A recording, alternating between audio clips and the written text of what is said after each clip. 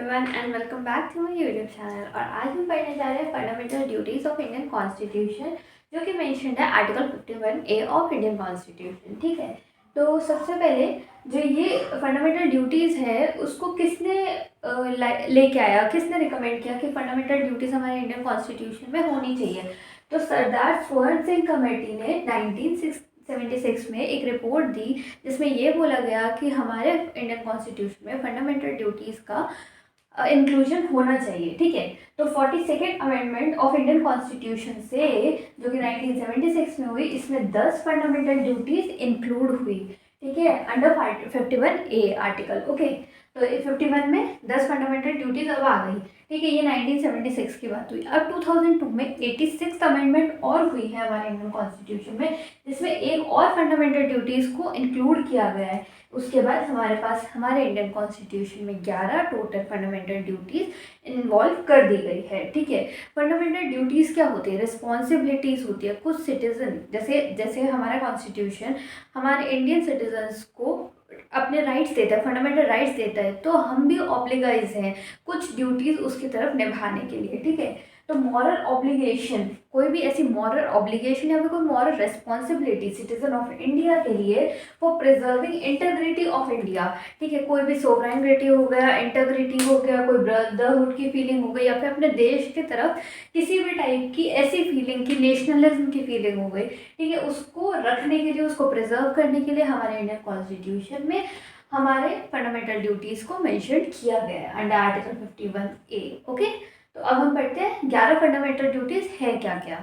Now we are starting fundamental duties of our Indian constitution. तो article 51A में क्या बोलता है? To abide by the constitution, हमें अबाइड रहना कॉन्स्टिट्यूशन से, एंड रिस्पेक्ट इट्स आइडियल, और इसके आइडियल्स की और इसके इंस्टीट्यूशंस की क्या करनी है?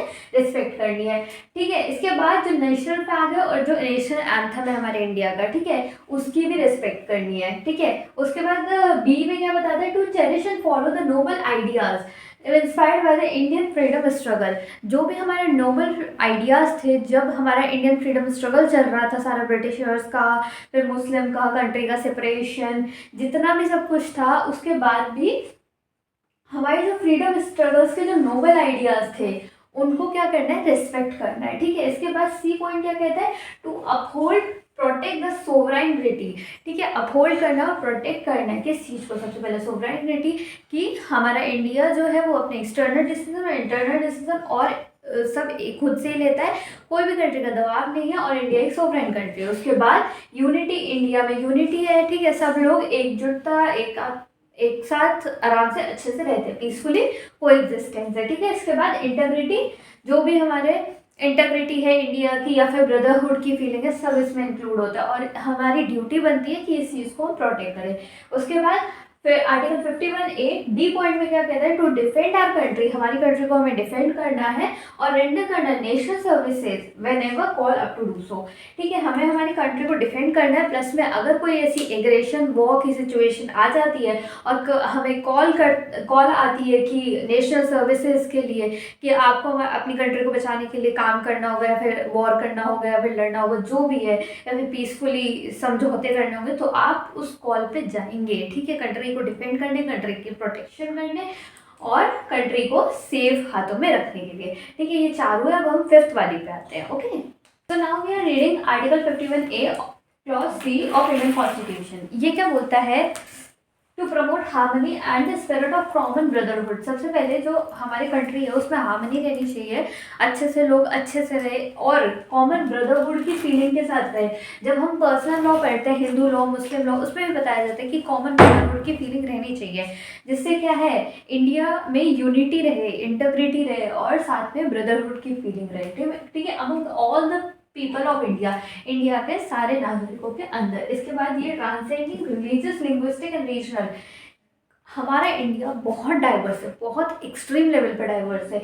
हर 3-4 किलोमीटर पे पानी बदल जाता है, हर 3-4 किलोमीटर पे लोगों के जो कल्चर है वो चेंज हो जाता है। उसमें बेसिक डिफरेंस क्या आते हैं? एक तो रिलीजियस डाइवर्सिटी है, एक लिंग्विस्टिक, भाषा इतनी अलग अलग बोली जाती है। 22 तो हमारे कॉन्स्टिट्यूशन में रजिस्टर है, और उसके अलावा भी इतनी सारी बोली भाषाएं हैं जिसका जो काउंटलेस है, ठीक है। इसके बाद रिलीजियस कितने सारे, हमारा इंडिया एक सेकुलर कंट्री है, इतने सारे रिलीजियस उसके अंदर इंक्लूड होते हैं, सबको अपनाता है इंडिया, क्योंकि एक जो हमारा इंडिया है वो एक सेकुलर कंट्री है। उसके बाद रीजनल डाइवर्सिटी इतनी ज़्यादा है, ऊपर देखें तो हमारे यहाँ हिमालय है, राजस्थान में थार डेजर्ट है, इधर की साइड जाएंगे तो इतने सारे 3 साइड से ओशन है, Indian ocean, bay of Bengal, Arabian sea, उसके बाद नीचे इतने डेंस फॉरेस्ट है और कोस्टल एरिया, बहुत सारी चीज़ें हैं। तो इतनी रीजनल डाइवर्सिटी हमारे इंडिया में प्रेजेंट है, या फिर कोई सेक्शनल डाइवर्सिटी, ठीक है, जैसे सेक्शन वाइज डिवाइड करते हैं लोगों को, उसमें भी इतनी डाइवर्सिटी है, ठीक है। तो renounce practices derogatory to the dignity of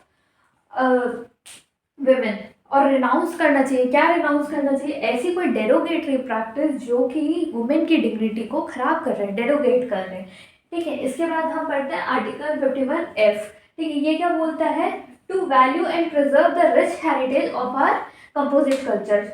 जो हमारे पास इतना सारा रिच हेरिटेज है इंडिया के अंदर, इतने सारे मॉन्यूमेंट, इतनी सारी बिल्डिंग, या फिर कोई बुक के फॉर्म में जो भी जैसा भी हमारा कल्चर है, पहले के लोग जो करके गए हैं, उस चीज़ को क्या करना है, तो हमें वैल्यू करना है, उसकी दूसरा हमें प्रिजर्व करना है, और हमारा जो रिच हेरिटेज है, हमारा जो कंपोजिट कल्चर है, जो भी है उसको ध्यान से रखना है इंडिया के अंदर।